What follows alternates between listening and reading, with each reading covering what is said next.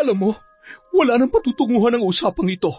Kung gusto mo ng karagdagang pera, heto, ayan, pulutin mo lahat yan. Sa'yo na yan. Ipandagdag mo sa perang iniwan ko sa inyo. Magbagong buhay na rin kayo at huwag na lumingon sa nakaraan. Isipin niyo ang future niyo. Gamitin niyo ang perang yan para sa inyong kinabukasan. Ganito na ba talaga kayo, Nay? Ipapaligaw niyo na lang sa akin tong pera na parang ako ang pinakamababang uri ng nilalang sa mundo? Kaya niyo talagang gawin to sa sarili niyong anak? Ano pa bang gusto mo? Gusto mo pati alahas ko ibigay ko na rin sa'yo? Hindi ko po kailangan to, Nay. Kayo ang kailangan ko para makumpleto ng pamilya natin. Kaya sige na po, umuwi na kayo sa amin. Hindi ko na kayo babalikan. Maganda na ang buhay ko ngayon. Hindi na ako babalik sa basurang lugar na yon. Halika na nga, Carlito. Baka mahuli pa tayo sa meeting natin. Pasensya ka na, Iha. Nagdesisyon na ang nanay mo. Respetuhin mo na lang kung talagang mahal mo siya. Sige, magpakasaya kayo. Magpasaya ka lang dyan, Nay. Balang araw, lalapit ka rin sa amin. Babalik ka rin kapag naghihirap ka na ulit. At ikaw naman, Mayor, napakasama mo. Hindi pa ba kayo nakontento sa mga lupang kinurakot nyo ng pamilya nyo? Pati ba naman nanay ko kukunin nyo rin sa amin? Mga walang hiya kayo. Darating din ang karma ninyo. Taon 2018, Mindanao. Maingat na tinatahak ng mag-inang Monica at Valeria ang masukal na daan ng kakahuyan habang bitbit ang kanilang mga bayong at bilao. Katatapos lamang nilang magtinda sa bayan na mahigit kalahating oras ang layo mula sa kanila kung lalakarin. Nang makarating na sila sa kanilang bahay, agad na inilapag ni Monica ang mga bitbit nila sa lamesa, habang ang ina naman niya ang nagsara sa mga bintana at pintuan. Agad siyang nilapitan ng 4 niyang maliliit na kapatid, nagtatanong kung may natira pa raw ba sa kanilang mga itinitinda. Kinuha ni Monica ang mga nalabing kakanin at isa-isa yung ipinamahagi sa kanyang mga kapatid.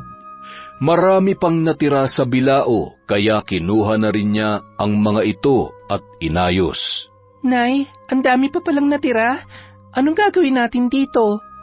Yung iba kainin na lamang natin mamaya para hindi masayang. Hindi na rin pwede bukas yan dahil masisira na. Sige po, Nay. Bibilangin ko lang itong benta natin.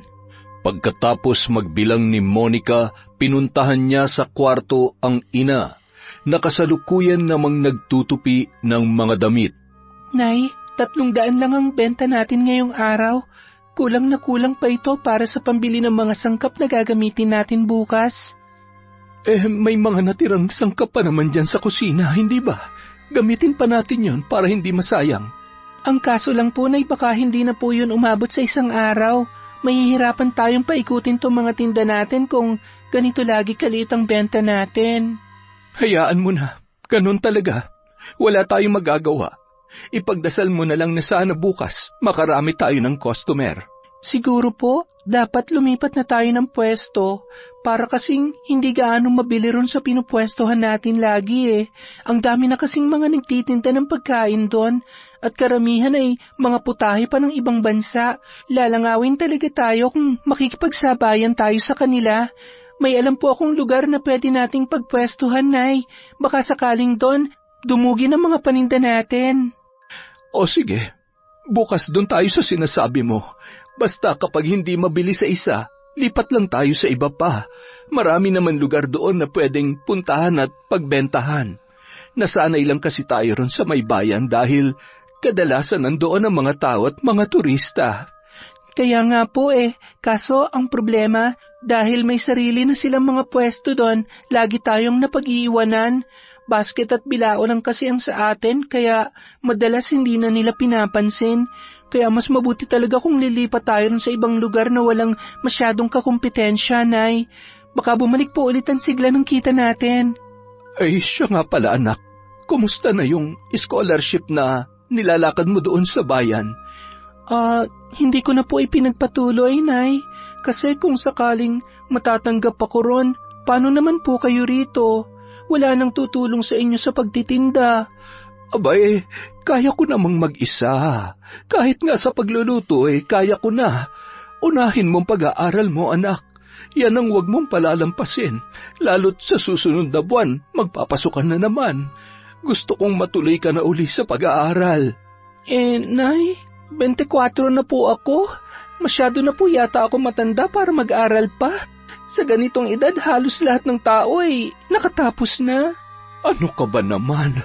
Kailan pa naging matanda ang 24? Ang dami nga dyan, halos kasing tanda ko na rin pero nag-aaral pa at pinipilit makatapos. Alam ko namang gusto mong makatulong sa akin, pero kung gusto mo talaga akong matulungan hanggang sa hinaharap, dapat asikasuhin mo ang pag-aaral mo. Yun na lang ang pangarap ko sa iyo, ang makatapos sa pag-aaral, anak. Alam ko naman po yun, Nay. Kaya lang, paano na po ang sakit niyo sa puso? Baka mamaya bigla kayong sumpungin, wala kayong kasama. Mukhang magaling naman na ako Ilang buwan na akong walang nararamdaman sa katawan ko. Kahit na po, Nay, hindi natin masasabi kung kailan ulit kayo susumpungin. Ang mahalaga, dapat lagi kayo may kasama. Kaya hayaan niyo na po ako. Sasamahan ko po kayo hanggat hindi tayo nakakapagpatingin sa doktor at nabibigyan ng gamot yan. Kapag talagang okay na kayo, doon ko na uli lalakarin ang scholarship ko sa bayan. Pangako po yan. Maraming salamat Monica. Lagi mo pa rin akong iniisip kahit malaki ka na. Ano ka ba naman, Nay? Natural, lagi kitang iisipin. Hanggang sa pagtanda ko at hanggang nabubuhay ka, hindi ako titigil sa kakaisip sa inyo. Tayo na nga lang dalawang magkasama Yung mga kapatid ko, maliliit pa at hindi pa bukas ang kamalayan sa mundo. Tayong dalawa lang ang magtutulungan dito, Nay. O siya, sige na. Ilatag mo na ang banigat ang mga unan para makahiga ng mga kapatid mo. Baka inaantok na ang mga yan. Opo, sige po, Nay. Kinabukasan, habang naghahalo ng mga sangkap si Valeria, saglit na lumabas si Monica para kunin ang iba pa nilang kagamitan. Tuwing ganitong oras, niluluto nila ang lahat ng mga ibebenta. Para pagsapit ng tanghali hanggang gabi, doon na sila maglalako sa bayan para maghanap buhay.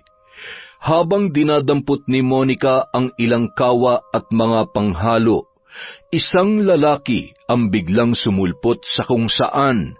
Nakasakay ito sa isang bisikleta. Nagulat siya nang makitang si Jericho, ang lalaki, ang matalik niyang kaibigan na taga-bayan. Uy, Jericho! Magandang umaga! Buti na padalaw ka. Ito na pala yung bagong bisikleta ko na binili sa akin ni Kuya. Ang ganda, no? Wow, ang ganda nga! At ang laki pala. Siguro ang mahal-mahal niyan.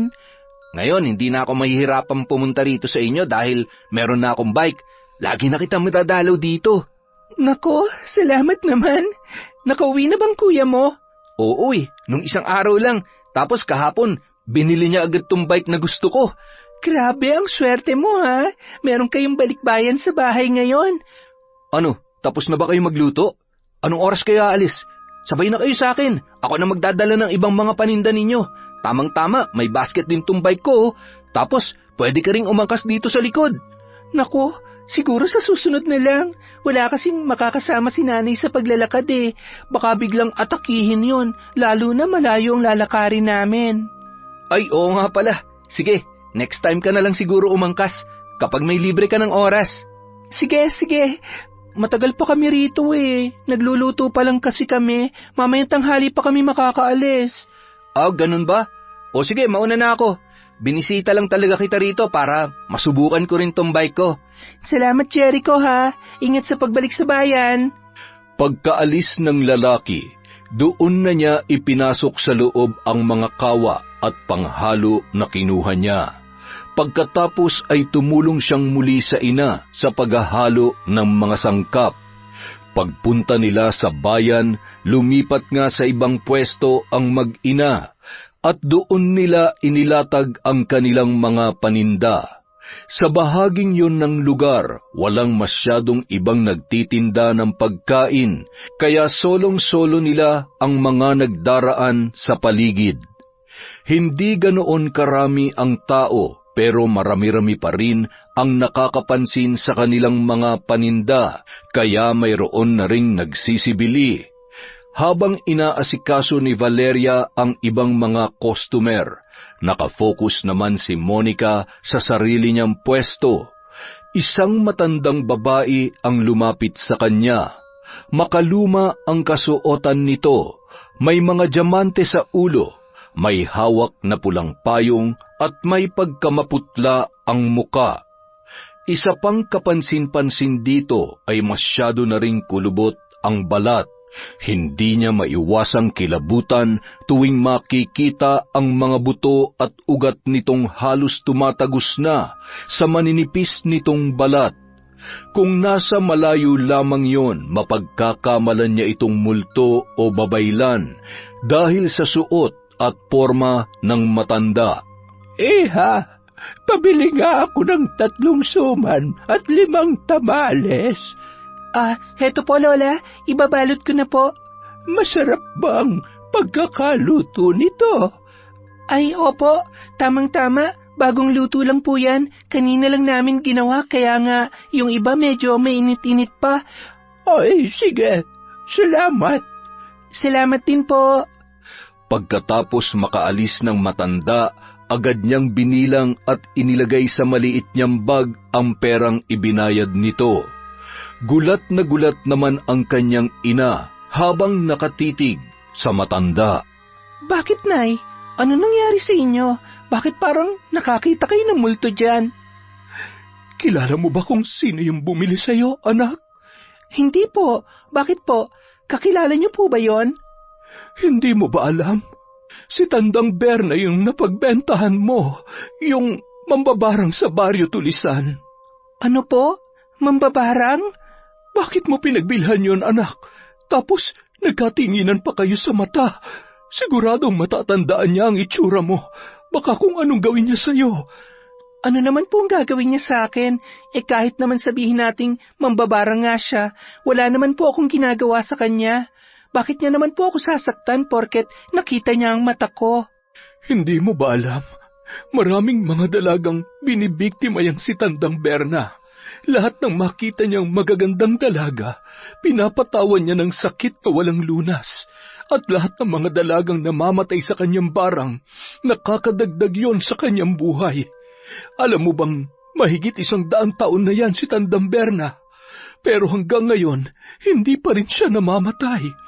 Niwala pa siyang iniindang sakit at nagagawa pang maglakad sa ganito kainit at kalayong lugar dahil yun sa kanyang kapangyarihan. Kapag tinitigan ka niya sa mata, malaki ang posibilidad na isa ka sa mga babarangin niya para mapahabang muli ang kanyang buhay. Ay, Diyos ko naman, anak. Bakit ka tumitig sa kanya? Nay, hindi ko naman po alam eh. Ngayon ko nga lang po siya nakilala dahil sa inyo at ngayon ko lang din nalaman na isa pala siyang mambabarang. Wala rin naman kayong nabanggit tungkol sa kanya at hindi rin siya nababanggit ng mga kakilala ko dito sa bayan. Paano ko naman malalaman na ganun pala siya? Alangan naman itaboy ko siya dito kanina, customer din siya. Sayang din yun ibabayad niya sa atin. Lalo na't kailangan din nating makabawi ng benta ngayon. Mamaya sa bahay may gagawin tayo. Bibigyan kita ng proteksyon para hindi ka niya magalaw. Kailangan sumunod ka lang sa ritual na gagawin natin, ha? Ritual? Ano pong ritual? Isang makapangyarihang ritual yon na itinuro sa akin ng yumaong mong lola. Proteksyon daw yon upang hindi ka kapitan ng kahit anong barang. Pero kailangan, magawa natin yon habang wala pa siyang nagagawa sa'yo. Kaya kailangan nating umuwi na maaga mamaya.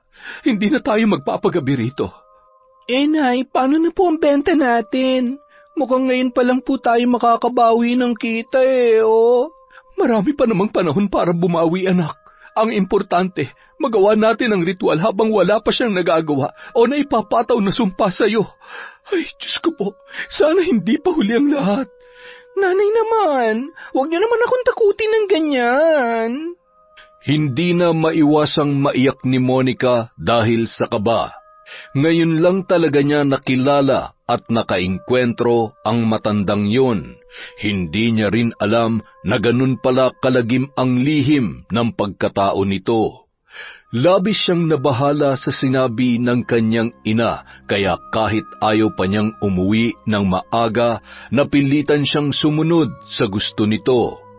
Nagpakulo ng tubig si Valeria sa isang kawa, saka nilagyan ng mga tuyong dahon, kapiraso ng lupa at dugo ng ligaw na hayop na hinuli nito kanina sa kakahuyan.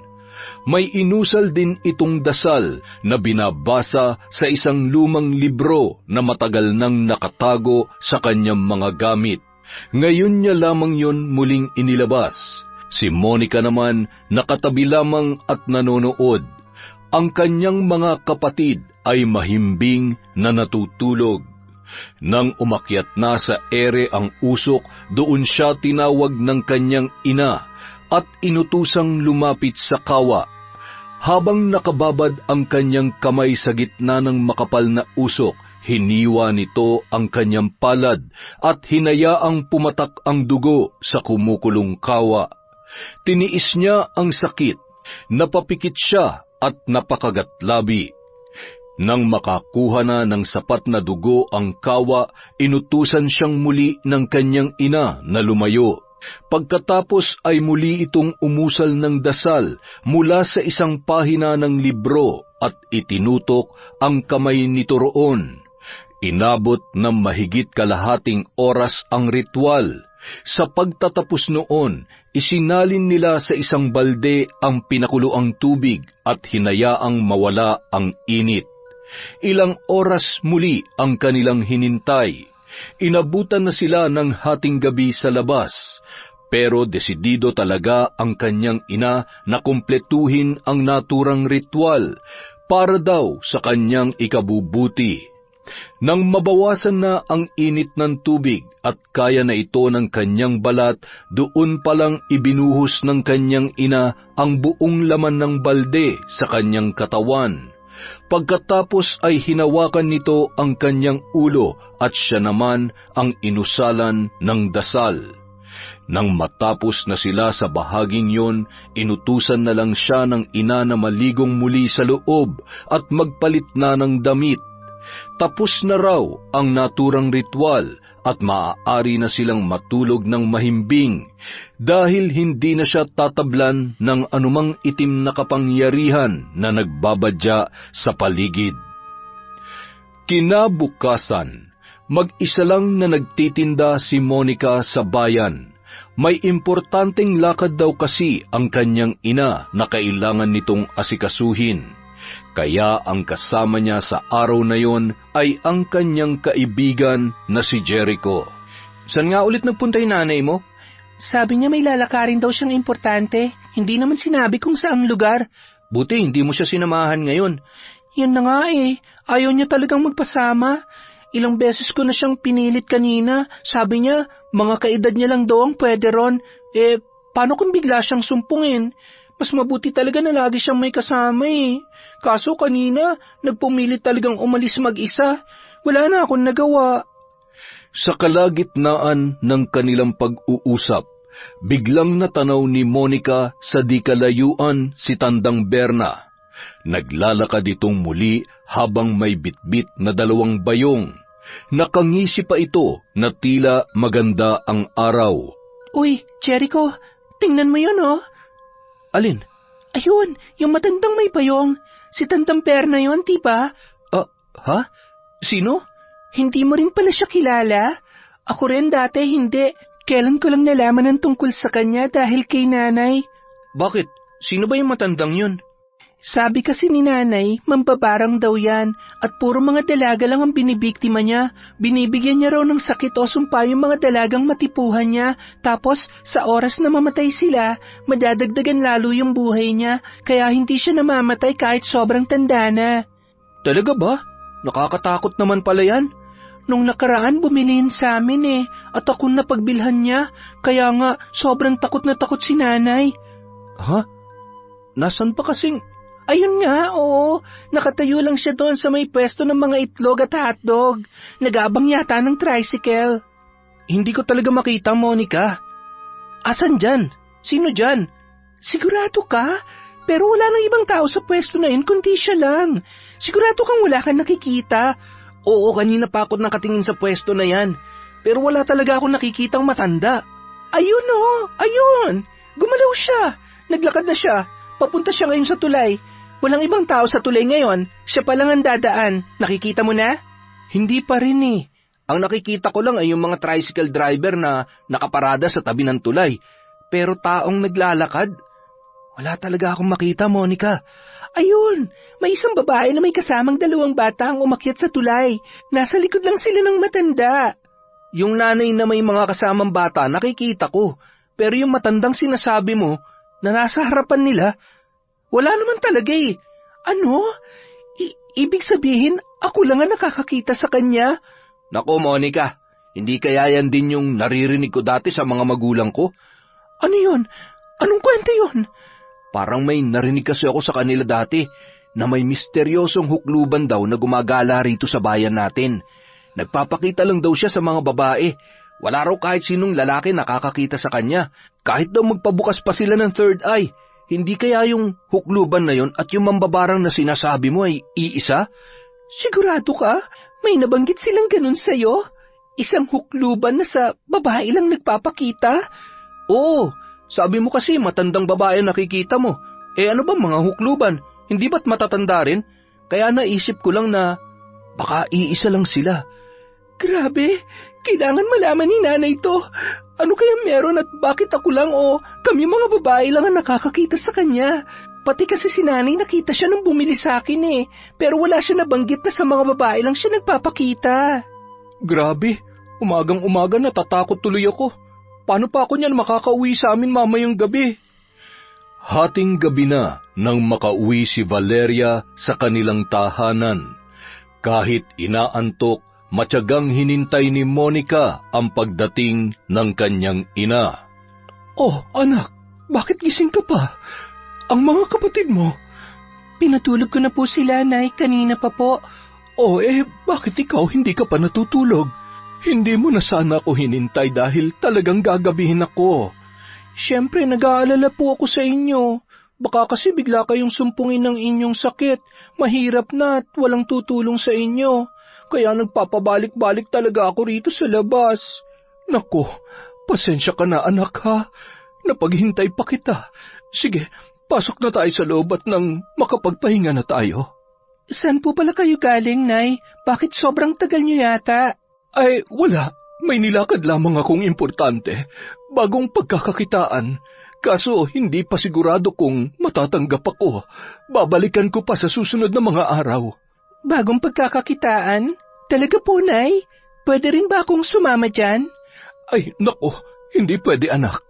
Para lang sa aming matatanda ito. Saka, mas mabuti siguro kung ang aasikasuhin mo ay yung scholarship mo ron sa bayan. Di ba yun naman lagi ang bilin ko sa'yo?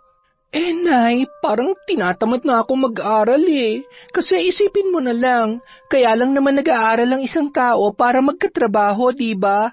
Ako, sa tingin ko hindi ko na kailangan yon dahil kaya ko na rin naman magtrabaho. Bakit pa ako mag-aaral kung ngayon pa lang nakakapaghanap buhay na ako? Alam mo anak, mas mabuti pa rin na makapagtapos ka dahil magiging maliit lamang ang oportunidad mo kung hindi ka mag-aaral. Oo, nakakapagtrabaho ka nga ngayon, nakakatulong ka nga sa hanap buhay natin, pero hindi rin pang matagalan ito anak. Darating ang panahon na tutumal din ang pagbebenta natin at wala na talagang bibili. Lalo na, hindi naman malaki ang negosyong ito. Sabi nga nila sa English, hindi ito sustainable na uri ng negosyo. Kaya mas mabuti pa rin na makapag-aral ka para marami kang matutunan at marami kang kayang gawin sa buhay bukod sa pagtitinda ng kakanin. Sobrang tagal naman po kasi nang hihintayin bago ako makagraduate Paano kayo? Kapag pumapasok na ako, maiiwan na kayo mag-isa rito. Sabi ko naman sa'yo, huwag mong intindihin masyadong kalagayan ko. Ayos naman na ako, anak. Kaya ko na magtrabaho ulit at bumiyahe ng malayo. Saka, kapag natuloy ako rito sa bago kong papasukan, mas malaki ang kikitain ko. Makakapagpagamot na rin ako ng maayos. Kaya huwag mo na akong intindihin, ha? Mas isipin mo ang sarili mo ngayon. Yun ay, kung gusto mo talagang makatulong sa akin. Ay, sige na nga po. Pero Nay, may sasabihin nga pala ako. Ano yon, anak? May nalaman po ako kay Jericho kanina. Nakita ko kasi ulit yung tandang Berna na sinasabi ninyo, yung mambabarang. Alam niyo po ba, hindi siya nakikita ni Jericho. Ako lang ang nakakakita sa kanya. Talaga? Opo, sinabi niya rin sa akin na hindi raw niya kilala yung mambabarang na yon, pero may kinukwento raw sa kanyang pamilya niya tungkol sa matandang hukluban na sa mga babae lang doon nagpapakita at wala raw lalaking nakakakita sa kanya. Eh di ba, Nay, natatandaan niyo, nakita niyo rin si Tandang Berna na bumili sa akin? Ibig sabihin, pareho natin siyang nakikita dahil babae tayo. Pero nung sinubukan ko siyang ituro kay Jericho, hindi siya nakikita ng kaibigan ko. Ibig sabihin, meron pang iba sa pagkatao na matandang yon bukod sa pagiging mambabarang. Ano kaya yun, Nay? Ay, ewan ko. Huwag mo na lamang isipin yun, anak. Malas lang sa buhay yung ganoon. Alam niyo po ba yung tungkol doon? Na sa babae lang siya nagpapakita? Hindi pa. Pero huwag mo nang alamin ang tungkol doon. Huwag mo na lamang pakialaman ang buhay ng iba. Ang importante, nabasbasan na kita ng proteksyon. Magdasal ka na lang palagi at umiwas sa mga ganyang usapin, ha? Hindi na nakasagot pa si Monica. Medyo naninibago siya sa inaasta ng kanyang ina. Dati kasi, pagdating sa ganitong usapin, ay labis ito nag-aalala para sa kanya. Pero ngayon, parang wala na itong ganang pag-usapan yon at tila wala na rin itong pakialam sa bagong impormasyon na kanyang nalaman. Inisip niya na baka pagod lamang talaga ang kanyang ina at gusto na rin na magpahinga. Nang mga sumunod na araw, lalo pang napadalas ang pag-alis ng kanyang ina at kadalasan ay gabi na itong nakakauwi. Tuwing magtatanong siya, ang lagi nitong idinadahilan ay tungkol daw sa bagong trabaho na kanyang pinapasukan. Tuwing babanggitin naman niya ang tungkol sa mambabarang na si Tandang Berna, lagi nitong iniiba ang usapan. Hindi niya maintindihan kung bakit bigla na lang itong umiiwas doon at tila hindi na ito nag-aalala para sa kanya. Lalo't madalas pa naman niyang makita ngayon ang matandang hukluban sa bayan. Dahil nga sa lagi niya itong nakikitang naglalakad kung saan-saan, ibig sabihin ay batid din ng matanda na nakikita niya ito. Tila sinasadya nitong magpakita sa kanya sa hindi malamang kadahilanan. At tuwing ituturo niya naman ito kay Jericho, laging hindi nakikita ng lalaki ang matandang babae. Hindi niya na tuloy maiwasang kilabutan tuwing matatagpuan muli yon sa bayan. Isang araw, ang nanay naman niya ang mag-isang nagtinda sa bayan. Inutusan siya nitong lakarin ang scholarship niya, kaya naman isinama niya si Jericho sa kanyang lakad. Mga bandang hapon na nang sila ay makabalik sa bayan, dumiretso sila agad sa pwesto ng kanyang ina. Ngunit sa di kalayuan, nakita niyang may kausap ito, isang matangkad na lalaking nakaputing uniforme. Sa likod ng mga yon ay may puting sasakyan na pinalilibutan ng mga bodyguard. Hinintay lang niyang makaalis ang mga yon sa kanya nilapitan ang kanyang ina. Nay, mano po? Mano po, Aling Valeria? Oh, kumusta ang lakad ninyo? Ayos naman po, Nay. Napuntahan ko na yung school na magbibigay ng scholarship sa akin. Nakapagpa-schedule na rin po ako para sa magiging exam. Oras na maipasa ko po yun, dun pa lang ako mabibigyan ng scholarship. Mabuti naman kung ganon. Dapat mag-focus ka sa pag-aaral na yan, ha? Huwag ka na munang sumama sa akin lagi. magpunta ka sa mga library upang makapag-review para mas malakas ang tsansa mong maipasa ang pagsusulit. Pero Nay, matagal pa naman po yun eh. 5 buwan pang hihintayan. Hindi na rin naman ako makakahabol sa kasalukuyang school year ngayong taon. Yun na nga anak eh. Samantalahin mo na mahaba mong bakasyon para makapaghanda at makapag-review ka. Pero paano naman po tong paninda natin? Sinabi ko naman sa iyo, kaya ko na mag-isa ito. Saka kapag naman natuloy na yung papasukan kong trabaho, hihinto na rin ako rito kaya wala ka nang dapat alalahanin. Pero Nay, hindi niyo po mayaalis sa akin na mag-alala. Monica, siguro ako na lang munang sasama sa nanay mo habang wala ka. Ha? Sigurado ka? Paano pamilya mo? Ano na lang ang sasabihin nila? Naku, kilala naman nila kayo eh. Lalo na si Aling Valeria. Saka kapag nalaman nilang tumutulong ako rito, lalo pang matutuwa ang mga yun dahil sa wakas, may gagawin na rin daw akong makabuluhan sa buhay ko at hindi puro gala lang. Siguraduhin mo lang na aalagaan mo mabuti si nanay, ha? Ano ka ba naman, anak? Malaki ang tiwala ko kay Jericho. Kayang-kaya na namin ito. Basta ikaw, huwag mong susuwayin ang gusto ko, ha? Mag-focus ka muna sa paghahanda mo ngayon para sa iyong exam. Paglaanan mo ito na mahabang oras at panahon. Opo, Nay. Maraming salamat po. Hindi ko po kayo bibiguin. Nang sumunod na linggo, nagulat si Monica sa pag-uwi ng kanyang ina. Marami kasi itong pasalubong para sa kanila. Tuwang-tuwa ang kanyang mga kapatid at halos mag-agawan sa mga plastik na bitbit ni Valeria. Nay, ba't ang dami naman nito? Saan po galing to mga damit at pagkain? Anak, natanggap na kasi ako rin sa bago kong trabaho.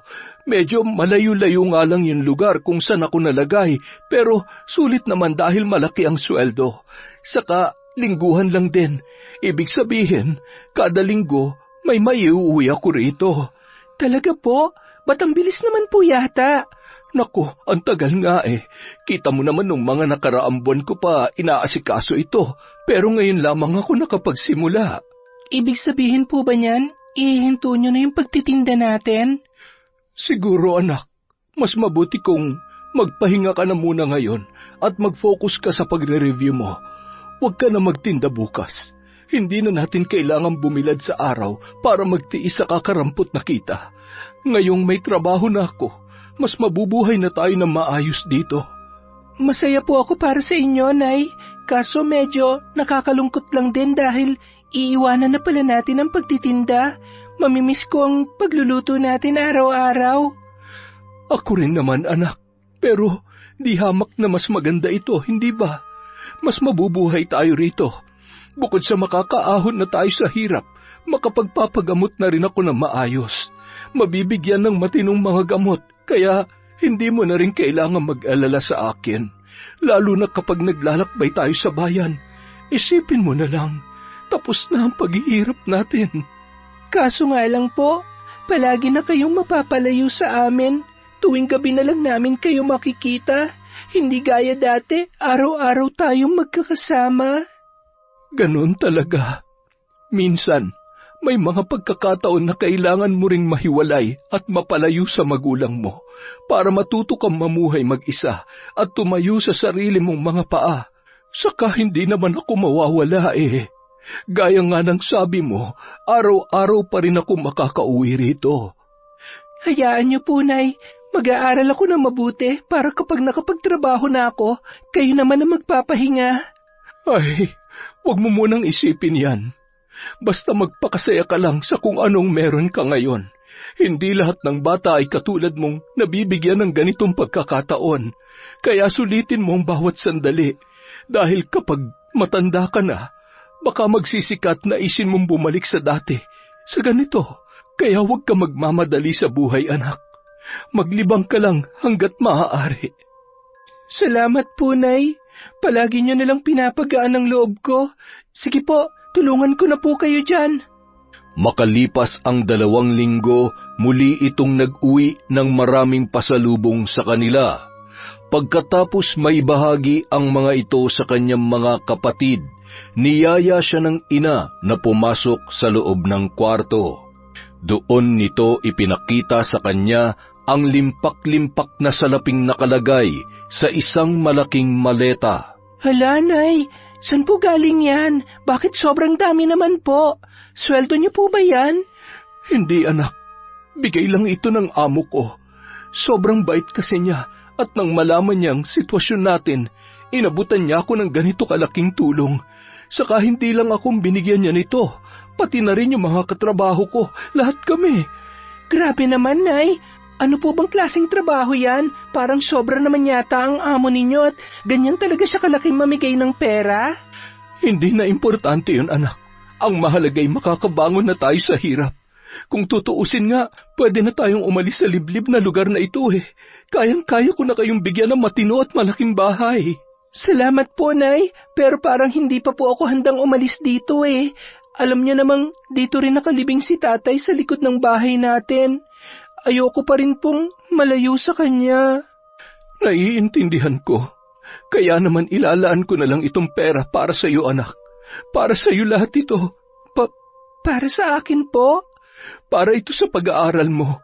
Kahit magkaroon ka na ng scholarship, sigurado kong marami ka pa rin namang magiging gastos sa ibang mga bagay, lalo na sa pagkain mo at sa pang-araw-araw mong buhay. Kaya naman inilaan ko talagang lahat ng ito para sa iyo. Para pagdating ng panahon, may sarili kang pera na magagamit mo sa lahat ng kailangan mo at para na rin sa mga kapatid mo. Kaya sana, alagaan mo ito mabuti ha. Gastusin mo sa tamang paraan at wag mo ring gugutumin ang iyong mga kapatid. Grabe naman po ito, Nay. Paano na po kayo? Bakit ibinibigay niyo lahat sa akin to? Anak, wala kang dapat ipag-alala sa akin. May sarili rin akong pera, basta para sa iyo lang talaga itong daladala ko. Kaya sana tanggapin mo na, at wag mo na lamang akong tanggihan. Sige po, hindi ko po ito tatanggihan, Nay. Pasensya na kayo. Nagulat lang talaga ako dahil sobrang biglaan po kasi nito eh. Alam nyo naman po na pangarap lang natin to dati, pero ngayon, nasa harapan na natin. Kaya nga burahin mo na sa isip mo ang lahat ng alalahanin. Tapos na ang problema natin. Wala ka ng ibang dapat isipin kundi ang pag-aaral at kinabukasan mo. At habang nandito pa ako, sana tanggapin mo lang lahat ng mga ibinibigay ko sa iyo dahil malaking tulong din to para sa landas na tatahakin mo at sa mga kapatid mo. Hindi ko po kayo bibigoin, Nay. Gagamitin ko po sa tama ang perang ito, Nay. Pangako po yan. Maraming salamat, anak. Sige, balikan mo na mga kapatid mo sa sala. Magliligpit lang muna ako rito, ha? Sige po, Nay. Maraming salamat po ulit. Pagkatapos niyang yumakap sa ina, lumabas na siya ng silid at bumalik na sa kanyang mga kapatid na nagkakasiyahan pa rin sa sala. Hindi na niya nakita ang pagpatak ng luha ni Valeria habang pinagmamasdan ang perang ibinigay sa kanya.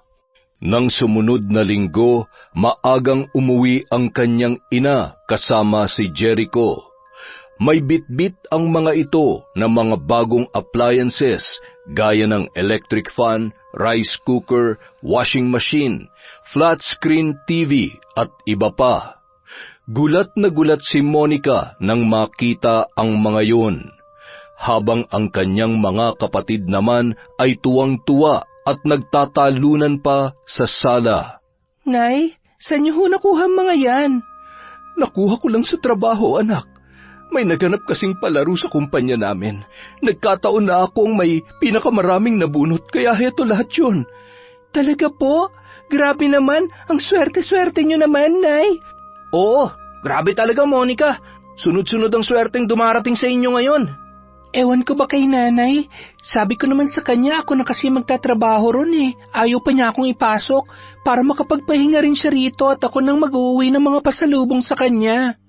Sabi ko naman sa iyo, para lamang sa mga may edad ng trabahong yon, hindi ka pwede ron. Saka, kailangan mo mag-aral, anak. Wala kang ibang dapat gawin kundi yun lamang. Naging abala sila sa pag-aayos ng mga appliances na inuwi ng kanyang ina. Pagsapit naman ng hapon, muling umalis si Valeria. May lalakarin daw ito sa bayan at hindi na raw nila kailangang sumama. Naiwan pa rin si Jericho roon para tulungan siya sa iba pang mga gamit. Buti pa kayo ng nanay mo, umaasenso na. Kami sa bayan nagtitiis pa rin sa mga lumang kagamitan eh. Nako, medyo nagtataka na nga ako kung saan nakukuha ni nanay ang lahat ng ito eh.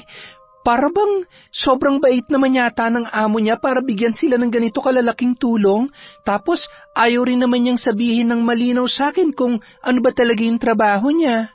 Hindi ba dapat maging masaya ka na lang dahil umuulan na ng biyaya sa inyo? Ayaw mo pa ba yun? Tapos, hindi nyo na rin kailangan magtinda sa bayan araw-araw at sumabak sa initan. Lalo lang magkakasakitan nanay mo ron, di ba? Alam ko naman yon. Kaya lang, hindi ko talaga lubos maisip kung anong klaseng trabaho ba talagang pinasukan ni nanay at bakit ganito na ng kalalaki ang mga inuuwi niya. Alam mo, parang gusto ko na nga magduday eh. Sana nga lang, hindi galing sa iligal ang mga ito. Grabe ka naman, illegal talaga. Nakakalimutan mo na yata ang lahat ng mga pangaral sa iyo ng nanay mo. Siya pa mismo nangangaral sa atin para maging mabuti, di ba? Kahit ako nga dati, pinapangaralan niya eh. Tapos, pag-iinalaan mo lang ng ganyan? Siyempre naman, hindi sa ganon. Ang sakin lang, sana talaga galing lahat to sa mabuti. Sana walang nililihim sa akin ni nanay na hindi ko magugustuhan. Alam mo, mabuti pa. I-enjoy mo na lang lahat ng biyayang tinatamasa nyo ngayon. Maging masaya ka na lang din para sa nanay mo. Dahil nakahanap na siya ng trabaho kung saan masaya siya. At hindi kailangan magpakapagod ng sobra. Oh, last na pala tong washing machine. Tulungan mo na nga lang akong madala to sa likod ng bahay nyo para matapos na tayo. O sige, halika na. Pagkatapos nilang pagtulungang buhatin ang washing machine patungo sa likod ng bahay, nagbalik sa sala si Monica para ligpitin ang mga karton na pinaglagyan ng mga yon. Habang pinupulot niya ang mga kalat, wala sa loob niya na napasulyap siya sa nakabukas na pinto. Ganoon na lamang ang pagkagulat niya nang masilayan si Tandang Berna sa di kalayuan. May dala itong payong na itim habang tila nakatanaw sa kanyang kinaroroonan. Kinilabutan si Monica. Nais sana niyang tawagin si Jericho pero naalala niyang hindi nga pala ito nakikita ng mga kalalakihan. Siya na lang ang tumayo at sinubukan itong lapitan. Subalit bago pa siya makalabas, biglang nagsara ang pintuan. Lalong kumabog ang kanyang dibdib. May ilang segundo siyang hindi nakagalaw sa kanyang kinatatayuan hanggang nanginginig na ang kanyang katawan. Nang sa wakas ay mabuksan niyang muli ang pintuan, wala na ang matandang babae sa kinatatayuan noon. Ang nakita niya na lamang doon ay isang uwak na di kalaunan ay lumipad na rin papalayo. Sa takot ay naisarado niyang muli ang pintuan. Dali-dali siyang nagpunta kay Jericho na nasa likod bahay pa rin. Jericho, may sasabihin ako. Oh, ano yun? Bakit parang namumutla ka dyan? Yung matandang babae, si Tandang Berna, nakita ko ulit siya. Talaga? Nasaan? Nawala rin agad eh, pero malakas ang kutob ko.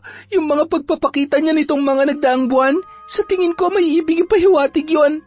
At sa tingin ko rin, sinasadya niya magpakita sa akin. Ha? Bakit naman? Dati kasi, nakikita ko lang siya sa mga pampublikong lugar sa bayan. Pero ngayon, pati dito sa lugar namin, nagpapakita na rin siya. Kaya sa tingin ko talaga, may ibig siyang iparating sa akin. Pero hindi ko naman alam kung ano. Bakit naman magpapakita siya sa'yo? Magkakilala ba kayo? Ano naman kaya ang kailangan niya? Yun na nga rin ang ipinagtataka ko eh.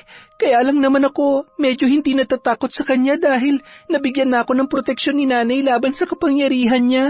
Pero kung patuloy siya magpapakita ng ganito, hindi ko alam kung hanggang kailan tatagal tong proteksyon ginawa sa akin ni nanay. Mabuti pa, konsultahin mo nanay mo tungkol dyan. Baka may alam siya. Pati ako magtatanong din mamaya sa magulang ko at sa mga kakilala namin pag uwi ko. Baka sakaling may alam din sila. Salamat, Jericho, ha? Maraming salamat. Hindi niya na napigilang mapaiyak sa kaibigan dahil sa sobrang takot. Napayakap na rin ito sa kanya at hinagod ang kanyang likod para gumaan ang kanyang pakiramdam. Nang mga sumunod na linggo, nagkaroon ng 1 linggong leave si Valeria sa trabaho nito. Kaya ipinasyal niya ang kanyang mga anak sa malalayong lugar at pasyalan. Saglit na nakalimutan ni Monica ang lahat ng kanilang problema, lalo na ang takot na dulot sa kanya ng pagpapakita ng matandang mambabarang. Pagkatapos ng kanilang pamamasyal, nagpahinga silang muli ng ilan pang araw sa kanilang bahay. Dahil wala pang pasok ang kanyang ina, naisipan nitong samahan siya sa lahat ng gawaing bahay. Gaya ng lagi nilang ginagawa dati, nagluto rin sila ng iba't ibang mga putahe para sa kanyang mga kapatid. Sobrang dami nilang ginawa, kaya tuluyan na ngang nabura sa kanyang isip ang lahat ng kanyang mga problema. Naging masaya siya sa napakahabang oras na binigay na ito ng kanyang ina sa kanila. Hanggang isang araw, naabutan niyang may inaayos ang kanyang ina sa kanyang bag. Nay, saan po kayo pupunta? May bibilhin lamang ako sa bayan, anak. Yun palang almusal nyo. Nandoon na sa lamesa. Kumain na lang kayo paggising ng mga kapatid mo, ha? Kailan po pala kayo ulit papasok, Nay? Parang ang tagal na nang naging bakasyon nyo, ha? Sa susunod na linggo na rin. Kaya alagaan mo na mabuti ang mga kapatid mo, ha? Huwag mo silang pababayaan. Ikaw rin, huwag mong tatalikuran yung pagre-review mo. Kailangan mo yon para mas kumanda pa ang kinabukasan mo. Siyempre naman po, Nay. Hindi ko kinakalimutan ang sarili ko, lalo na mga kapatid ko. Pero teka, masyado na pong mainit ang sinag ng araw sa labas. Gusto niyo bang samahan ko na kayo? Hindi na, anak. Kita mo naman, maayos na ako, di ba? Kaya ko na maglakad mag-isa at hindi na rin problema sa akin ang bumabad sa init. Sige na, kumain ka na muna bago pa lumamig ang mga niluto ko para sa inyo. Anong oras po kayo babalik, Nay? Magpapatulong sana ako sa lulutuin ko mamaya para din sa mga kapatid ko. Ay, baka mga hapon na. Medyo matatagalan kasi ang lalakarin ko. Basta huwag mong pababayaan tong bahay, ha? At alagaan mo rin na mabuti ang perang ibinigay ko sa iyo. Huwag mong gagastusin sa hindi importante. At balang araw, pwede mo ring palawakin pa ang gusto mo. Bakit ganyan po kayo magsalita? Para naman pong nagpapaalam kayo at hindi kayo babalik ng matagal. Pupunta lang naman kayo sa bayan. O siya, sige na. Aalis na ako. Ingat kayo lagi, ha? Huwag na huwag kayo mag-aaway. Sige po, Nay. Ingat po kayo. Yumakap ito sa kanya ng mahigpit at hinalikan siya sa noo. Pagkatapos ay muli nitong nilingon ang kanyang mga kapatid na nasa kwarto bago tuluyang lumabas ng bahay at lumisan. Ginawa ni Monica ang lahat ng gawaing bahay. Naglinis, naglaba, nagplantsa ng kanilang mga damit at ipinagluto na rin niya ang ina ng paborito nitong adobo para pag-uwi ay muli itong masurpresa sa kanila. Ngunit sumapit na lang ang hating gabi, hindi pa rin ito dumarating. Mahimbing na uli ang tulog ng kanyang mga kapatid sa kwarto, habang siya naman ay naghihintay pa rin sa labas. Napaidlip pa nga siya sa tabi ng isang puno. Nang siya ay maalimpungatan, nakita niyang lampas alauna na pala ng hating gabi. Bukod sa labis na kaantukan, medyo nilalamok na rin siya sa labas, kaya napilitan na siyang pumasok at doon na lamang maghintay. Subalit hanggang kinabukasan, hindi pa rin umuuwi ang kanilang ina. Doon na siya nag-alala. Napilitan na siyang magpunta sa bayan para hanapin ito sa lahat ng kanilang mga kakilala, pati na rin sa mga pinagpupwestuhan nila dati, pero hindi niya ito nakita. Pati sa mga lugar na madalas nitong puntahan sa mga karatig bayan, sinuyod na rin niya, ngunit nabigo siyang mahanap ang kanyang ina. Nang magkita sila ni Jericho, nagpatulong siya rito sa paghahanap. Ngunit makalipas ang ilang araw, ay nanatili silang bigo. Kahit ni katiting na bakas ni Valeria ay wala silang matagpuan.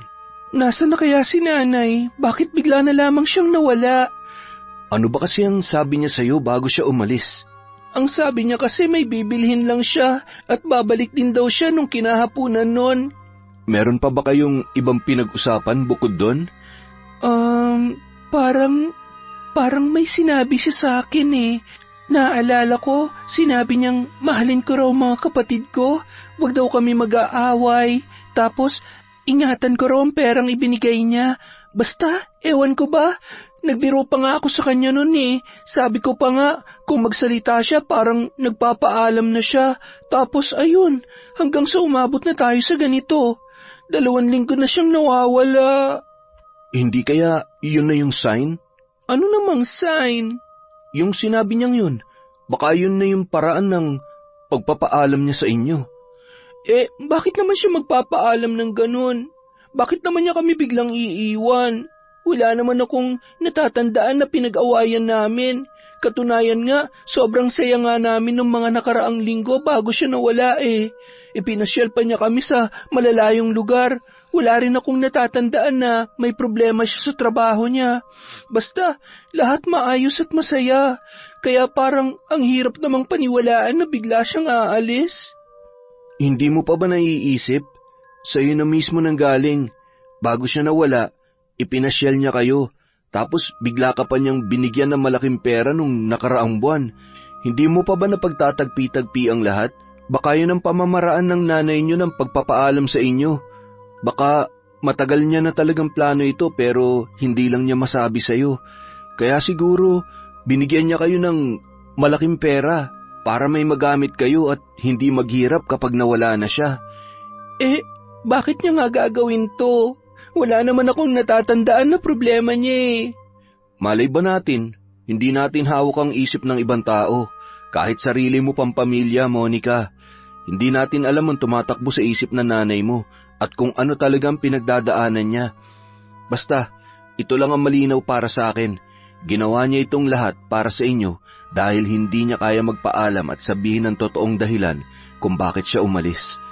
Ganun lang yung kasimple, Monica. Kung totoo nga yan, bakit niya naisip na saktan kami ng ganito? Sa tingin niya ba magiging maayos kaming lahat porket iniwanan niya kami ng maraming pera at pagkain? Nagulat nga rin ako sa ginawa ni Tita Valeria eh. Pati ako nasasaktan din para sa inyo. Ang hirap dalhin sa dibdib ang isang taong biglang nawala at ayaw na magpakita. Ni hindi mo alam kung saan o paano ka maghahanap. Ito na nga bang sinasabi ko eh. Nung una pa lang, parang may kutob na ako sa bago niyang trabaho. Bukod sa hindi niya masabi ng diretso sa akin kung anong klaseng trabaho yon at kung saan banda, nakapagtataka rin yung limpak-limpak na salapi at pasalubong na inuuwi niya linggo-linggo. Kahit naman yata sa malalaking kumpanya wala namang nagbibigay ng ganun eh. Kaya malakas talaga ang kutob ko na baka may kinalaman to sa kung anumang trabahong pinasukan ni nanay. Ano naman kaya mayroon dun? Hindi kaya may pagka-illegal yun? At ayaw niya lang kayo madamay kaya siya umalis? Yan din ang pinag-aalala ko, Jericho. Kung ano man yun, sana inisip pa rin niyang mararamdaman namin kapag bigla na lamang siyang nawala. Kahit anong pera o pasalubong pang itambak niya rito, maling-mali pa rin to. Maling-mali. Napilitan na lamang si Jerichong yakapin ang kaibigan para kahit papaano ay maibsan ang bigat na kanyang nararamdaman. Nakarating na rin ito sa lahat ng mga kakilala at kamag-anak nila. Iisa lang ang tanong ng lahat, saan nagpunta si Valeria at bakit bigla itong naglayas? Higit sa lahat, saan nito nakukuha ang labis-labis na pera at pasalubong na iniuuwi niya linggo-linggo. Makalipas ang 1 taon, nakapasok na si Monica sa eskwelahan kung saan siya nakakuha ng scholarship. Kaya naman pamasahe na lang ang kanyang ginagastos araw-araw dahil din sa perang iniwan sa kanya ng ina, hindi na siya nahirapang buhayin ang kanyang mga kapatid. Tuwing pumapasok si Monica at may panahon si Jericho, siya ang nagbabantay sa mga kapatid ng babae sa kanilang tahanan. Binibigyan niya na lang ito ng pagkain at kaunting halaga. Isang gabi, pagkatapos niyang gumawa ng mga takdang aralin, naisipan nilang magpahangin ni Jericho sa labas, habang ang mga kapatid niya ay mahimbing nang natutulog. "Kumusta ka naman sa eskwela?" Maayos naman. Bukod sa magaan lang magturo ang mga teacher ko, mababait din ang mga kaklase ko, kaya kahit papaano, lagi akong ganadong pumasok. Mabuti naman kung ganun. Nasaan na kaya si nanay? Hindi na niya talaga kami binalikan. Ginawa ko na ang gusto niya. Tinupad ko ang hiling niya sa akin na ituloy ko ang pag-aaral ko. Pero nasa na siya ngayon? Hindi ko alam kung mabuti ba ang kalagayan niya o ano. Kapag may bakante kang oras, itutuloy pa rin natin ang paghahanap sa kanya. Saan pa? Saan pa ba tayo maghahanap? 1 taon na nating ginagawa yon, wala pa rin naman nangyayari. Halos lahat yata ng lugar sa bayan napuntahan na natin, pati mga karatig bayan nilibot na rin natin, pero wala naman talaga. Hindi kaya sinadya niya yun? Sinadya niyang hindi magpakita sa inyo? Ang tanong, bakit yun gagawin sa amin? Anong dahilan? Gaano ba kabigat ang problema niya para hindi sabihin sa amin at bigla kaming iiwan? Sa tingin niya ba malulutas niya ang problema niyang yun sa ginawa niya? Lalo lang niyang pinalaki at binigyan niya pa kami ng dahilan para magtanim ng sama ng loob sa kanya. Kung ganon, ayaw mo nang ituloy natin ang paghahanap? Huwag na lang siguro. Kung ayaw niya magpakita, bahala siya. Ako naman, magpapaabot lang siguro ako ng 2 taon sa eskwela. Pagkatapos nun, baka huminto na rin ako. Hala, bakit naman? Sayang naman ang nasimulan mo. Kailangan kong buhayin ang mga kapatid ko. Kailangan din nila mag-aral. Hindi pwede maghintay pa ako ng 4 na taon bago magtrabaho. Hindi na aabot ng ganong katagal yung perang iniwan sa amin ni nanay. Dahil ako na ngayon ang tumatayong magulang ng mga kapatid ko. Kailangan ko rin kumilos at maghanap buhay muli para patuloy ko sila mabigyan ng magandang buhay. Ano nang balak mo sa perang iniwan ng nanay mo? Kung ano man na matitira pagkatapos kong huminto, yun ang gagamitin kong pampuhunan. Magtitinda ako ulit. Kahit ano, basta may pagkakitaan lang. At kung papalarin din, susubukan ko maghanap ng trabaho sa ibang mga lugar. Tapos, gagamitin ko yung pera, basta sa kahit na anong paraan para kumita ng mas malaki. Ganun na nga lang sigurong gawin mo, Monica. Kasi, alam mo, kung magtitinda ka pa ulit, baka mahirapan ka nang makasabay sa mga bagong bukas na tindahan ngayon sa bayan. Ang dami nang nagbago, di ba? Halos lahat may sarili ng mga pwesto. Wala nang mga vendor kagaya noon. Malaki ang tsansang masayang lang ang pera mo dun, lalo na kapag hindi ka na nakabenta tulad ng dati. Kaya, doon na lang tayo sa pangalawang plano mo. Yung pupunta sa malayong lugar para maghanap ng trabaho. At least, sa pagiging empleyado, magkakaroon ka ng stable na kita para patuloy mong mabigyan ng mga kapatid mo, lalo na kung balak mo rin silang pag-aralin. Oo, Jericho, tama ka. Pero ikaw, ano naman ang balak mo sa buhay mo? Siyempre, magbabantay pa rin sa mga kapatid mo kapag wala ka rito. Wala ka bang balak mag-aral o magtrabaho? Di ko pa kailangan magtrabaho ngayon dahil sapat naman ang pinapadala ni Papa sa amin. Sabi ni Nanay, sa susunod na taon na ako mag-aral. At kapag dumating na yon, siyempre dun ko na muna patutuloyin sa amin ng mga kapatid mo para kahit papano may magbantay pa rin sa kanila. Maraming salamat, Jericho, ha. Buti ka pa, hindi ka nang iiwan sa lahat ng aming mga pinagdaraanan. Hindi tulad ni Nanay. Sarili kong dugo at laman, iniwan kami na parang isang basura. Hayaan mo na, maayos din ang lahat. Ipagdasal mo na lang na sana, hindi pa yun ang huling pagkikita ninyo. Yan lang lagi ang isipin mo. Walang imposible sa mundong ito, Monica. Hanggat may buhay, may pag-asa. Yan ang tatandaan mo. Salamat ulit, Jericho. Sana hindi ka magbago. Sana lagi ka lang ganyan. ikaw na lang ang malalapitan ko at masasandalan ngayon eh. Hindi ako mawawala sa tabi mo hanggang sa pagtanda natin. Hahanapin pa rin natin ang nanay mo, di ba? Kaya huwag kang mawalan ng pag-asa. Sige na nga, buti pa matulog na tayo. Gabi na eh, inaantok na rin ako. Kinabukasan, habang palabas ng campus si Monica, isang sasakyan ang nakita niyang pumarada sa isang tabi. Hindi niya maiwasang mapatingin dito dahil napakaganda ng sasakyang yun. Pagbukas ng pinto ng kotse, unang lumabas ang isang lalaki.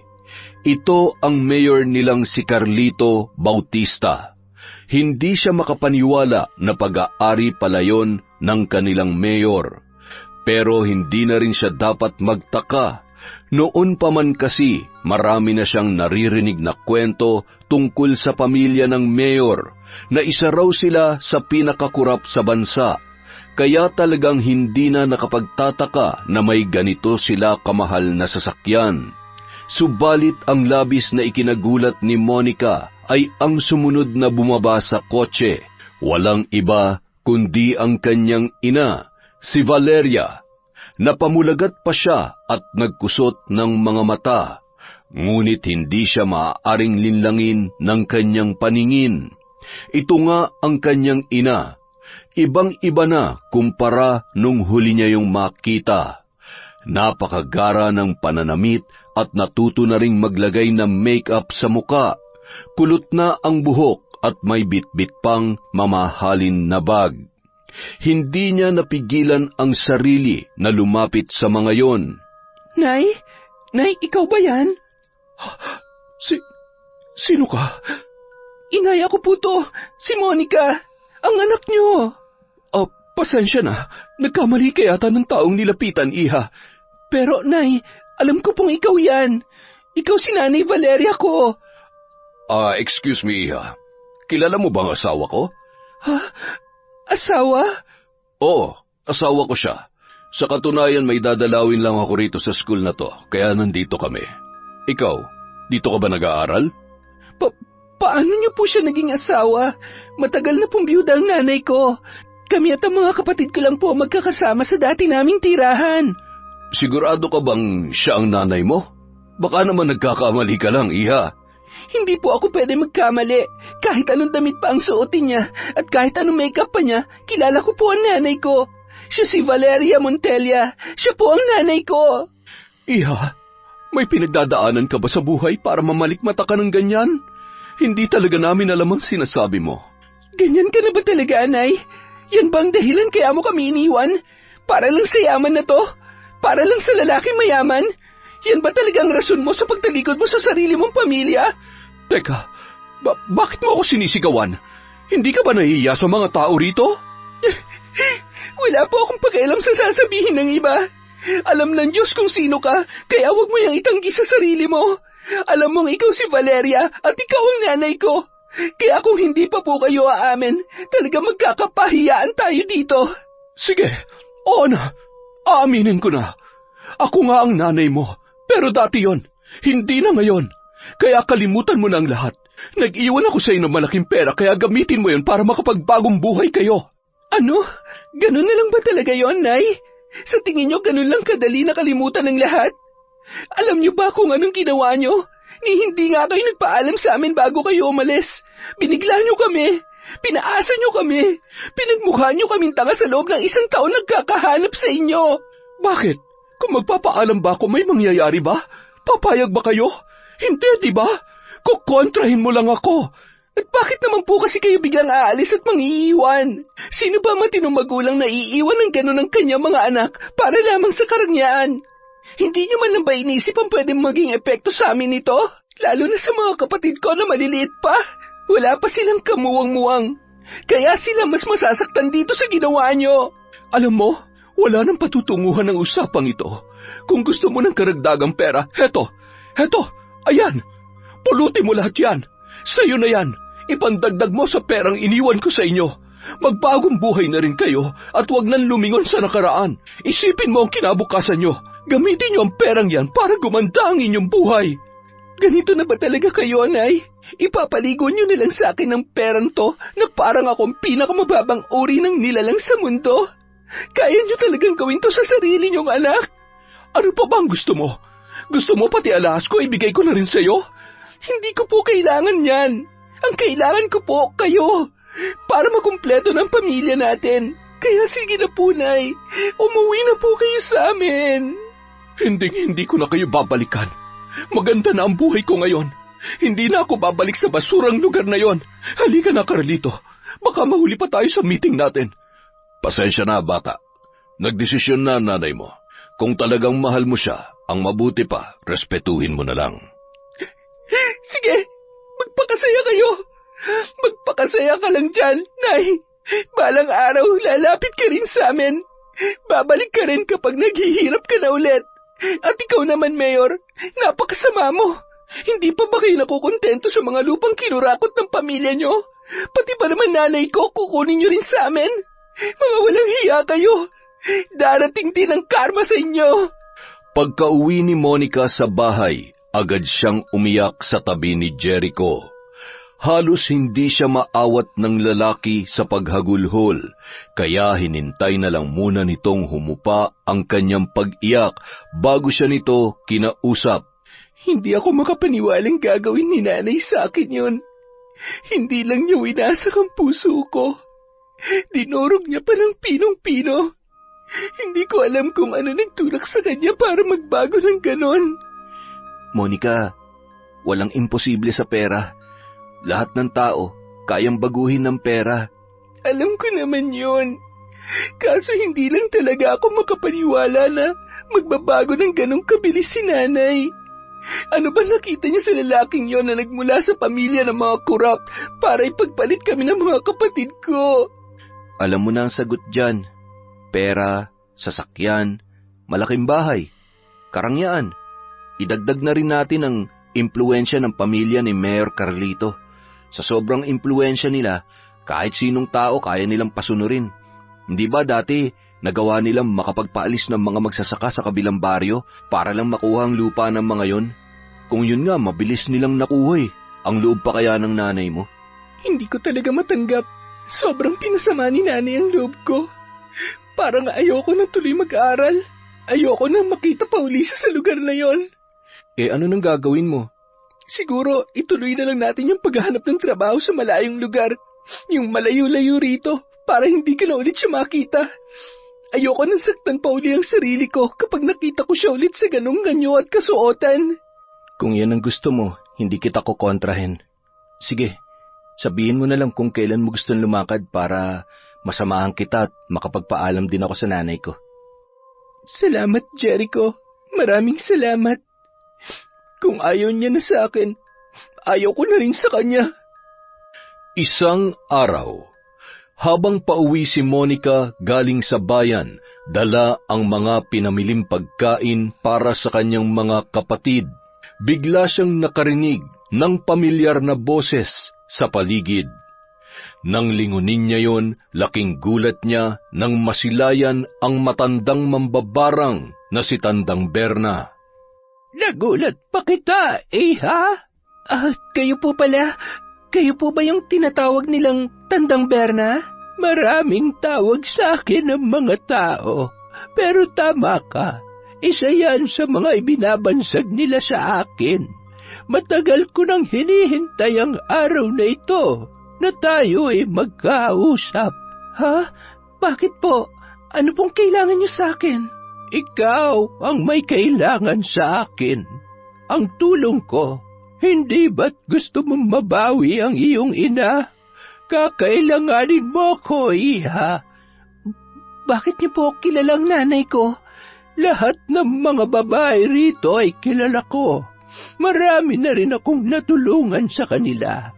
Kabilang ng nanay mo nung wala ka pa sa mundong ito. Ano po? Paano niyo po siya natulungan? Hindi na ito maaalala pa ng iyong ina. Pero nung dalaga pa siya, meron siyang naging nobyo na mapang-abuso at tinangka siyang gahasain. Sa akin siya nun lumapit para gumanti sa lalaking yon. Ako nagbigay ng parusa sa kanya, kaya wala na siya ngayon sa mundo. Pero, ang sabi po sa akin ni nanay, isa raw po kayo mambabarang na nambibiktima ng mga dalagang katulad ko. Kami raw ang binibigyan niyo ng sakit at sumpa, at oras na mamatay kami, mas mapapahaba pa nito ang buhay ninyo. Malalaman mo rin ang katotohanan, Iha, kapag naisagawa na natin ang iyong misyon. Ha? Ano pong misyon? Hindi ba't gusto mong mabawi ang iyong ina? Iisa lang ang paraan. Kailangan nating parusahan ang lalaking lumason sa kanyang isipan. Hindi mo alam, pero yung Carlito na yon ang dahilan, kaya kayo iniwan ng inyong ina. Ginamit niya ang kanyang pera, kapangyarihan at impluwensya para silawin ang iyong ina at baguhin ang kanyang katapatan. Kaya kung papayag ka ay tutulungan kita. Mapaparusahan natin ang taong sumira sa inyong pamilya at maibabalik din sa iyo ang nanay mo. Gusto ko pong maparusahan ng taong gumawa nito kay nanay, pero sa tingin ko, imposible na rin pong bumalik pa si nanay sa amin. Kung nakita niyo lang kung paano niya ako ipagtabuyan, masyado na po siyang nasilaw sa pera. Maniwala ka sa akin. Babalik sa dati ang iyong ina kapag nawala na sa landas niya ang lalaking yon. Pero ano naman po ang kapalit ng tulong na ibibigay ninyo? Kukunin niyo po ba ang kaluluwa ko? May gagawin din po ba kayo sa akin? Huwag kang mag-alala. Hindi ako humihingi ng kapalit sa lahat ng mga tinutulungan ko. Pero may isang bagay lang akong nais sabihin sa iyo. Ano po yun? Oras na mabigyan na natin ng parusang lalaking yon at makabalik na sa inyong piling ang nanay mo. Makakalimutan mo na ako gaya ng iba pang babae rito. Mawawala na sa iyong alaala ang lahat ng naging pag-uusap natin at ang tanging maaalala mo na lang ay ang huwad na katotohanang itatanim ko sa iyong isipan na ako'y isang nilalang na kinatatakutan at iniiwasan dito sa lugar. Nang sa ganon ay maprotektahan din ang aking pagkakakilanlan. Iyan po bang dahilan kaya ibang sinabi sa akin ni nanay tungkol sa inyo? Dahil binura niyo rin po ang alaala niya at pinalitan ng pekeng alaala? Sa ganong paraan humahaba ang buhay ko, Iha. Hanggat walang nakakakilala sa tunay kong pagkatao, mananatili ang katawang lupa ko rito sa mundo at patuloy na mahihigitan ang edad ng isang normal na tao. Tulungan niyo po ako maparusahan ng mayor namin na lumason sa isip ng nanay ko. Gusto ko na pong makapiling ulit si nanay. Kung ganon, sumama ka sa akin. Ipapakita ko sa iyo kung paano ko parusahan ang lahat ng nagbabanal-banalan at nang-aabuso sa mundong ito. Sa isang madilim na silid, nakita ni Monica kung paano isagawa ng matandang babae ang kakaibang uri ng pambabarang na ipinapataw nito sa kanyang mga binibiktima. Sa harap ng isang kandila, nag-usal ng dasal ang matanda sa lengguwaheng hindi niya maintindihan. Pagkatapos ay tinusok nito ng karayom ang isang daliri at pinatakan ng dugo ang hawak na kutsara. Itinapat nito ang kutsarang may dugo sa ibabaw ng kandila at nang magsimula na yung kumulo at bumula, ibinuhos niya ang dugo sa loob ng isang garapon na punong-puno ng mga patay na dahon at lupa. Makalipas ang ilang sandali, nagulat si Monica nang maglabas ng buhay na daga ang matanda. Malaking daga yun at lumilikha ng ingay habang nagpupumiglas sa kamay ni Tandang Berna. Bahagya siyang napayuko nang biglang hiwain ng matanda ang tiyan ng daga at hinayaang bumulwak ang sariwang dugo at laman Pagkatapos ay hiningi nito sa kanya ang isang litrato ni Mayor Carlito na nakuha niya sa internet. Gamit ang pulang tinta, may isinulat si Tandang Berna sa likod ng litrato. Pagkatapos ay itinupi niya yon at isiniksik sa loob ng tiyan ng naturang daga. Pagkatapos ng ilang minutong pag-usal nito ng panibagong orasyon, isinilid niya ang daga sa loob ng garapon. May inilabas itong mga insekto mula sa isang garapon na mas maliit. Isinalin nito ang mga yon sa malaking garapon at hinayaang papakin ng mga ito ang katawan ng daga. Pagkatapos ay kinuha nito ang kandila at pinatakan din ang daga habang unti-unti na itong pinalilibutan ng mga insekto. Pagkasara ni Tandang Berna sa garapon, nagpasama ito sa kanya sa likod ng bahay at mula roon, inilibing nila sa lupa ang naturang garapon. Naglabas ng patalim ang matanda at hiniwa ang palad nito. Pagkatapos ay hinayaang pumatak ang dugo sa lupa habang patuloy sa pag-usal ng mga orasyon. Maya-maya, humarap na sa kanya ang matanda. Bilog na ang buwan, iha. Maaari ka nang umuwi sa inyo at matulog ng mahimbing, sapagkat simula bukas, magtatapos na ang iyong paghihirap.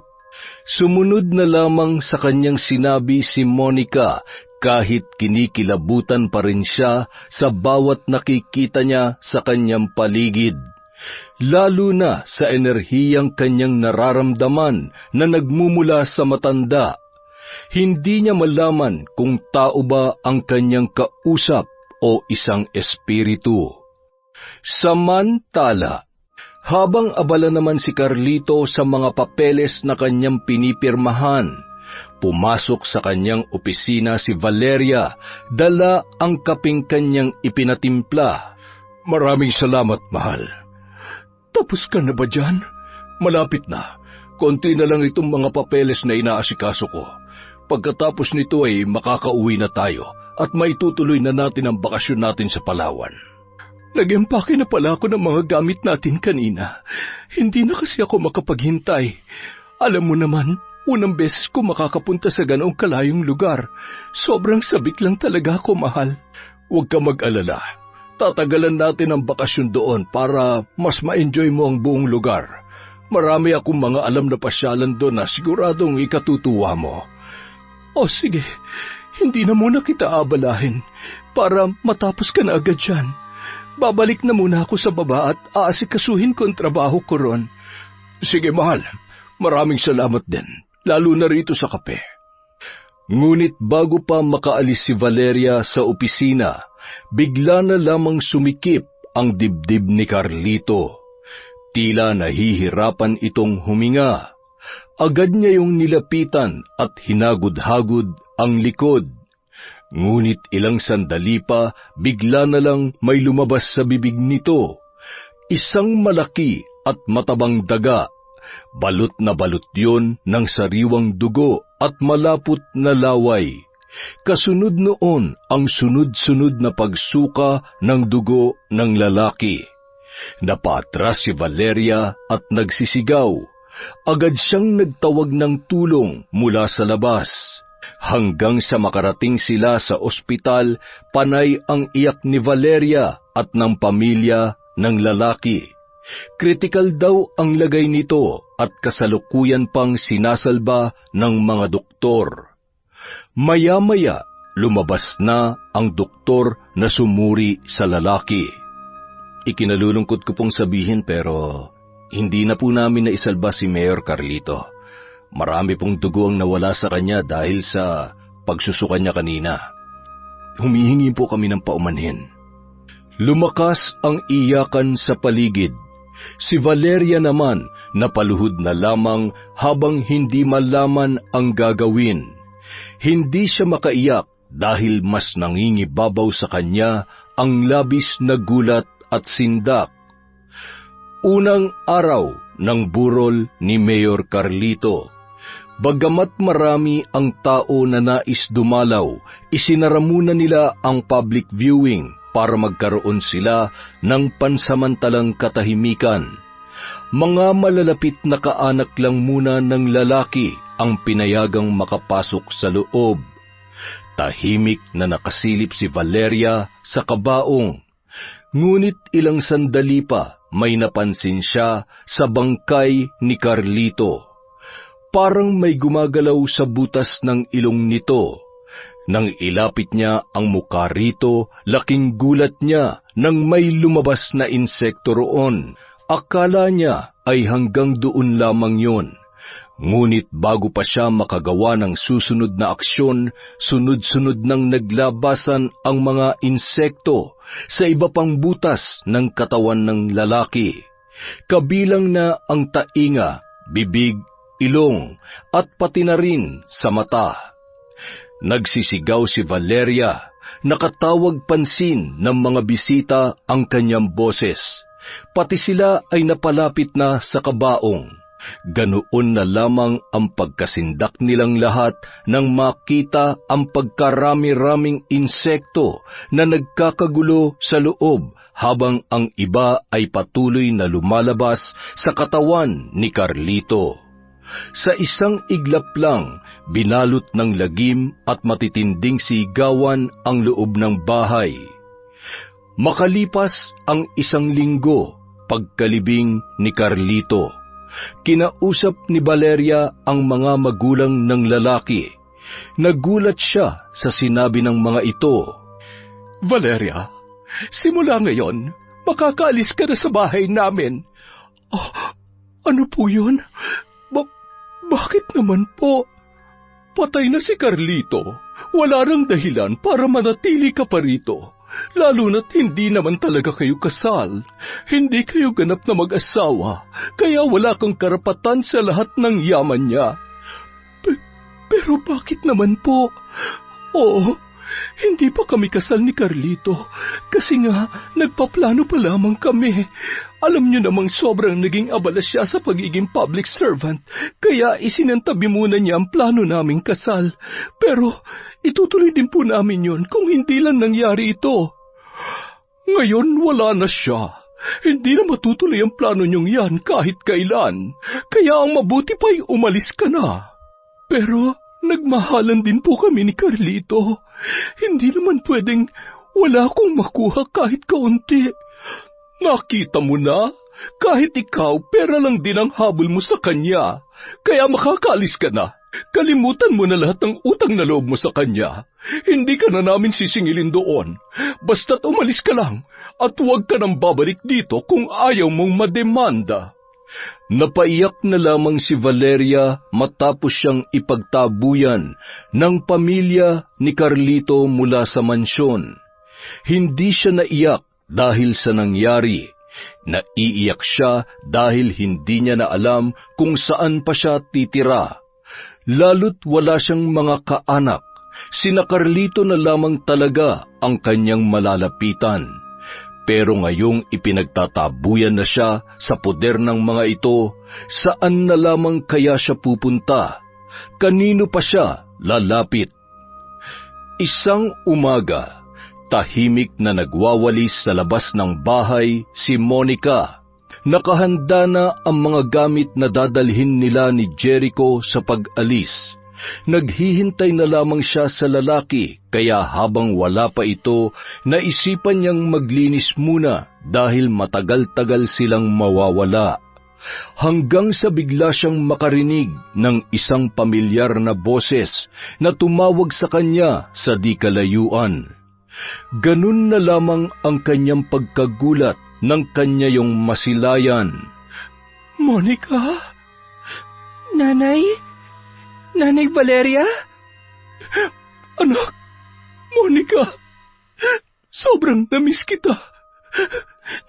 Nay, ano po ito? Anong ginagawa niyo rito? Anak, pasensya ka na kung matagal akong nawala. Sana'y mapatawad mo ko.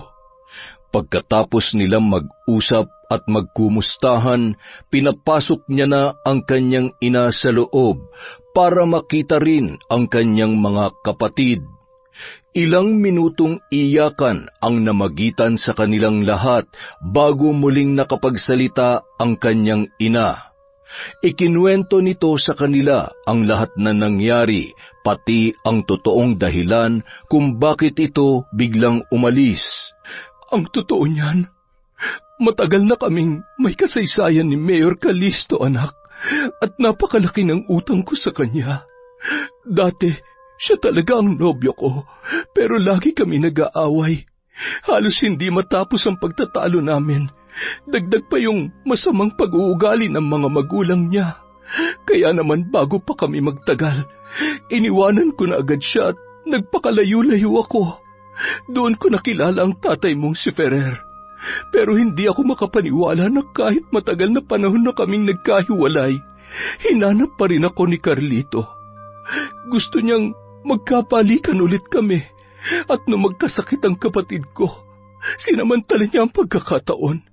Siya ang gumastos sa ospital, pati sa operasyon. Kaya nagkaroon patuloy ako ng utang sa kanya.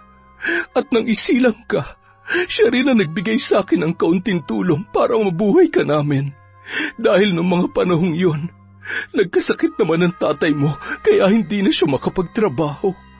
At nang mawala na si Ferrer, si Carlito pa rin ang sumagot sa lahat ng pagpapalibing. Hindi na ako nakatanggi ng mga panahong yon kasi walang-wala talaga tayo.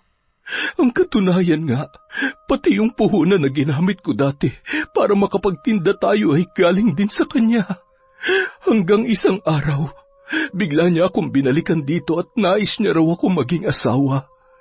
Kapag daw hindi ako pumayag, sisingilin niya muli ako sa lahat ng utang ko sa kanya at pati kayo balak niyang idamay sa madidilim niyang plano.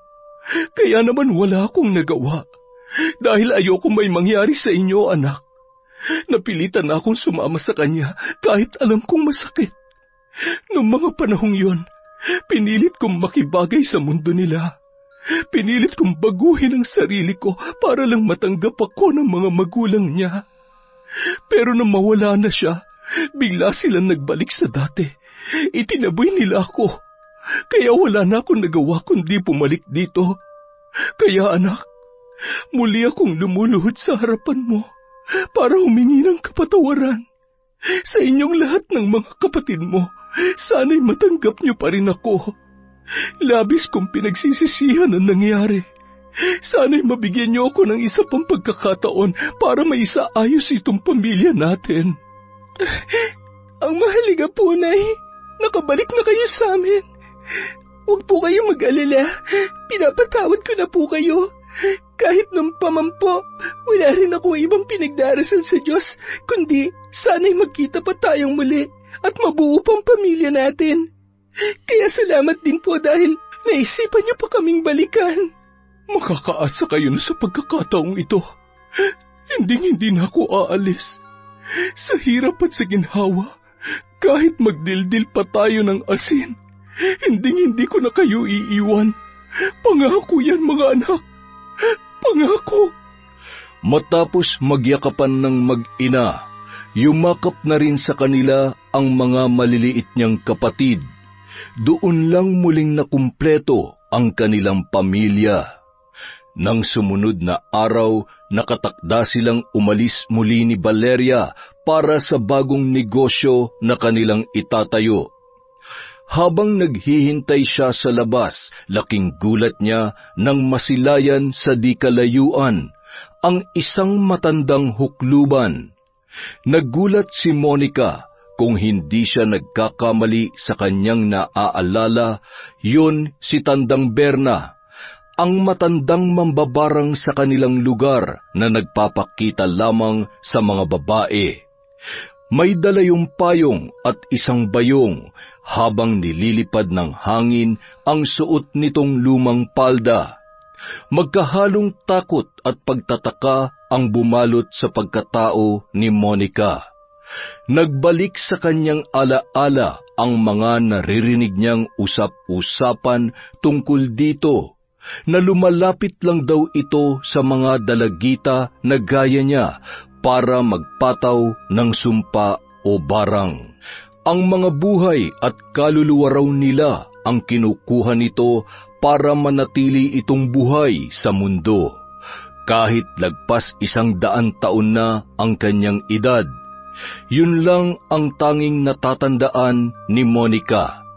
Nakaramdam siya ng kilabot, kaya bago pa magtagpo ang kanilang mga mata, agad niyang inalis ang tingin dito at pumasok na sa loob ng kanilang bahay. Sumandal siya sa isang tabi, saka nag-sign of the cross para humingi ng proteksyon sa may kapal na pinaka makapangyarihan sa lahat.